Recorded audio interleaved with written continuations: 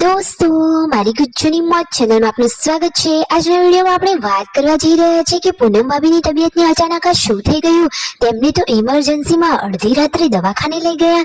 Hospital લઈ જવાનું એવું કારણ શું બન્યું અને ડોક્ટરે તેમની ટ્રીટમેન્ટ કરીને આ શું કહી દીધું।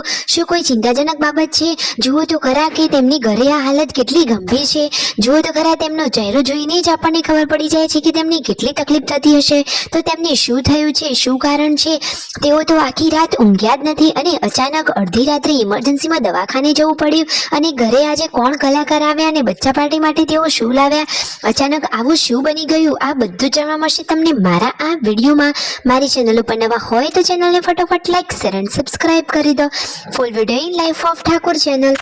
દોસ્તો ફૂલ વિડીયોની લિંક ડિસ્ક્રિપ્શનમાં મૂકેલી છે, ત્યાં જઈને તમે આખો વિડીયો વોચ કરી શકો છો। આવી ટૂંકી ટચુકડી લાઈવ લેટેસ્ટ ટ્રેન્ડિંગ માહિતી મેળવવા માટે મારી ચેનલને ફટાફટ સબસ્ક્રાઇબ કરી દો।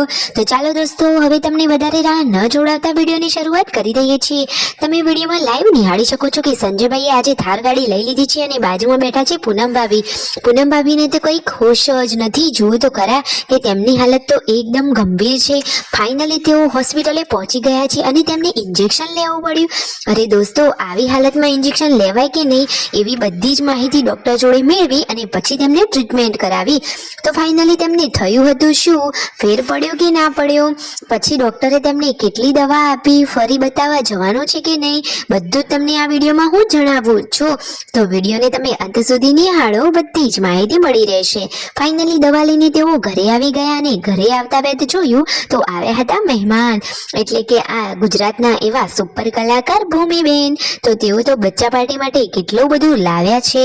તમે જુઓ કે હોળીનો તહેવાર નજીક આવી રહ્યો છે તો સરસ મજાની મોટી અને અતરંગી સતરંગી પિચકારીઓ તેઓ બચ્ચા પાર્ટી માટે લાવ્યા છે। બીજા સરસ મજાના શંખવાળા કિચન અને મસ્ત આ કૃષ્ણા એટલે કે કાનોડાનું કિચન, આ રીતે ઘરના બધા જ લોકો માટે તેઓ નાની મોટી ગિફ્ટો લાવ્યા છે।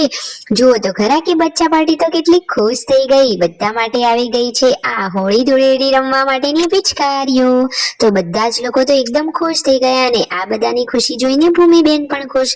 તો દોસ્તો પૂનમ ભાભીને તો દવા લીધી પરંતુ હજુ એટલું બધું સારું થયું નથી।